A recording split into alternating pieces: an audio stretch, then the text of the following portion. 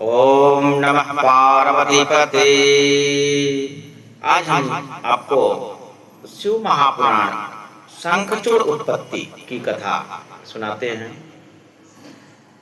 बहुत सारे लोगों को शायद यह ज्ञात नहीं है कि शंखचूड़ जो है वह भगवान कृष्ण के परम मित्र सुदामा जी थे।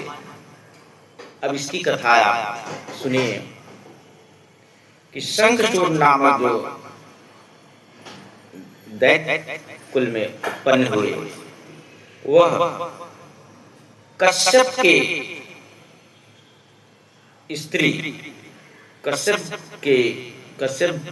स्त्री जो थी उनका नाम दनु था।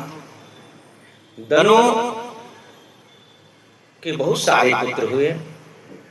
उसमें एक पुत्र विपचित, उसका नाम विप्रचित था।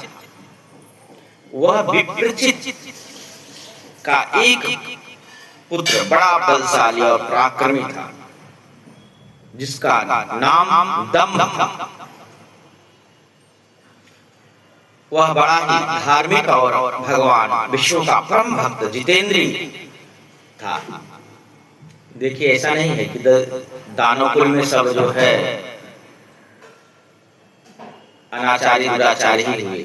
इसमें भी भगवान के भक्त हुए हैं। जैसे भगवान के भक्त परम प्रहलाद जी थे, उसी प्रकार विपचित के पुत्र जो है दम्भ, वह जो है भगवान विष्णु के परम भक्त और तपस्वी थे। जो है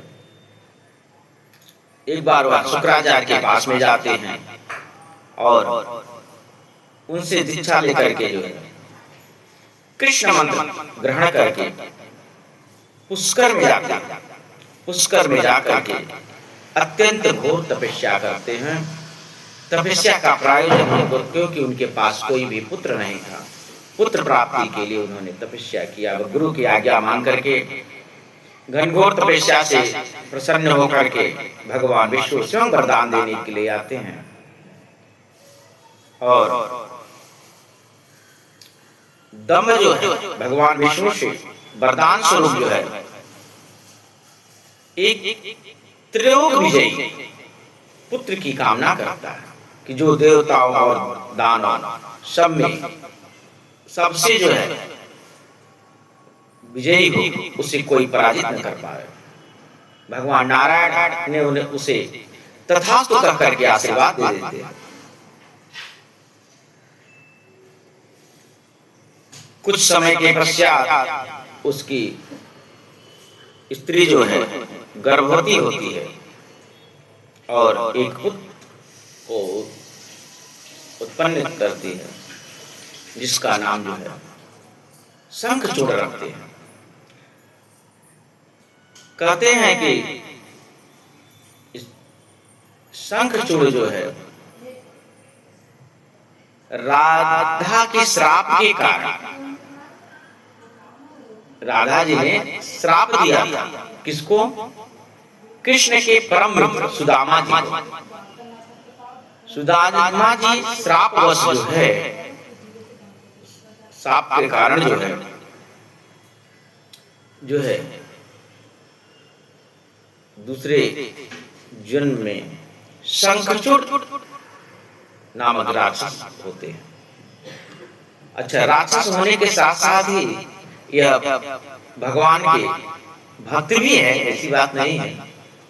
और इन्होंने पुष्कर में जाकर के जो है घनघोर तपस्या किया और तपस्या करने के पश्चात जो है वरदान प्राप्त किया। आगे की कथा जो है और भी विस्तारित है। जो है जब इन्हें वरदान दे दिया ब्रह्मा जी ने, तो वह देवताओं से जीत न सके ऐसा वरदान मांगा और ब्रह्मा जी ने कहा तथास्तु, ऐसा ही हो। और ब्रह्मा जी उसे श्री कृष्ण का अक्षय कवच दिया। अब सोच लीजिए, यही शंखचूड़ जो है कृष्ण के परम मित्र सुदामा जी हैं और उनको ही कृष्ण का कवच दे दिया। अभी सोच लीजिए आप, और कहा कि तुम बद्रिकाश्रम में जाओ, जहां पर तुलसी जो है जप कर रही है, और तुम उससे विवाह कर लो, वह धर्मराज की कन्या है। ऐसा कह करके ब्रह्मा जी जो है अपने धाम को चले जाते हैं। शंखचूड़ ब्रह्मा जी का आज्ञा पा करके बद्रिका आश्रम में, जहां तुलसी तप कर रहे वहां पे जाते हैं और उनका परिचय पूछा। तुलसी ने कहा कि मैं धर्मध्वज की कन्या हूं, तुम कौन हो? शंखचूड़ ने कहा, मैं ब्रह्मा जी की आज्ञा से आया हूं। मैं दंभ का पुत्र दानव धनुज वंश में उत्पन्न हुआ सुदामा नामक गोप नारायण का पार्षद हूं। सोचिए परिचय कहां से है? और वह उनको कैसे बताया कि भगवान श्री कृष्ण के प्रसाद से हमें इतना अवश्य जानता हूं।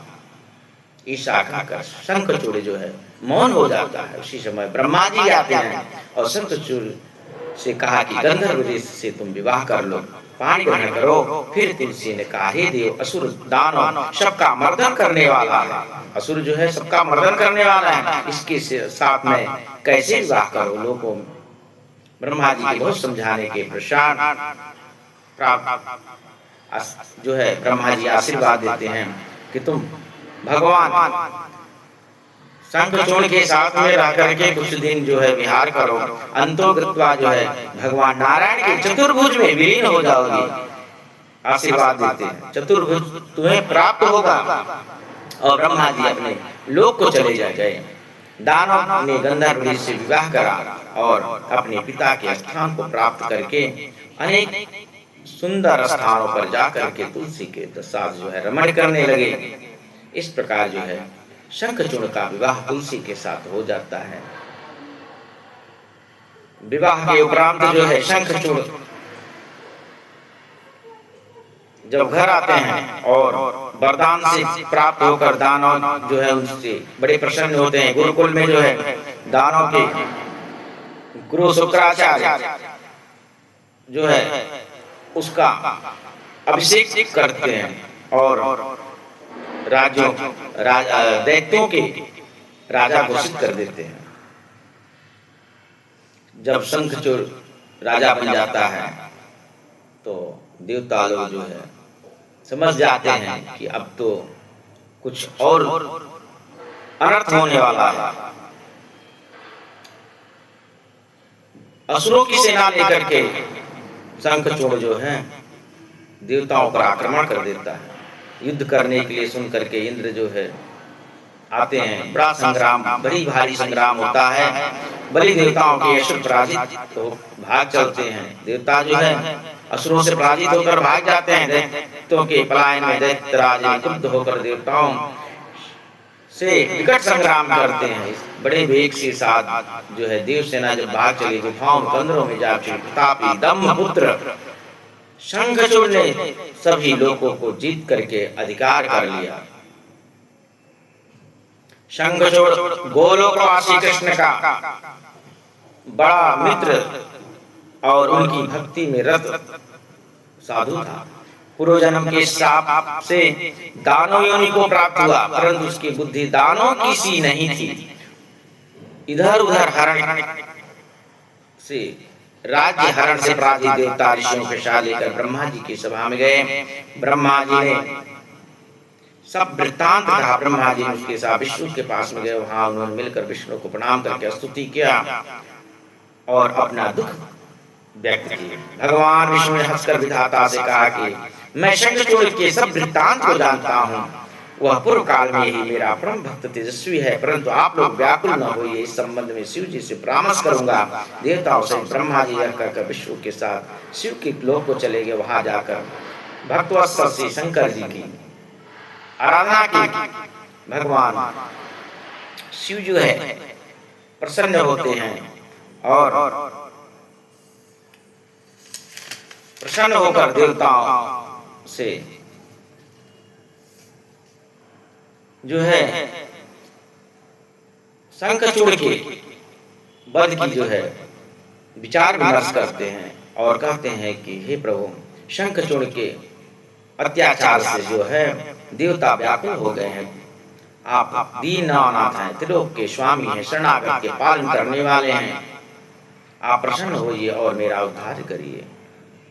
देवताओं ने ब्रह्म और विष्णु जी की वचन सुनकर के शिव जी कहा कि हे ब्रह्मादि देवता, शंखचूड़ का इतिहास मुझे अच्छी तरह ज्ञात है, उसका वध अवश्य होगा। वह पूर्व का सुदामा नामक कृष्ण का परम भक्त एक गोप है। शिव जी कह रहे हैं राधा के श्राप से भारत में राक्षस होकर राज्य कर रहा है। भगवान शंकर ऐसा कह रहे थे। उसी समय शिव की अनुकूलता से राधिका और पार्षद कृष्ण जी भी वहां उपस्थित हो गए। कृष्ण जी शिव जी के अनुकूलता के लिए उनकी मनोहर स्तुति क्या है। ईश्वर आप ही सनाथ है, मैं सर्वप्रिय मानकर विहार करता हूँ, उसका फल मुझे मिला। आज मैं स्त्री सहित स्थापित हूँ। मेरा श्रेष्ठ सुदामा नामक गोप भी राधा के श्राप से दानव योनि में उत्पन्न हुआ है। अस्तु हे परमेश्वर, हम पर प्रसन्न होइए और हमारा श्रापोद्धार कीजिए। यह हम आपकी शरण में है, मेरी रक्षा कीजिए।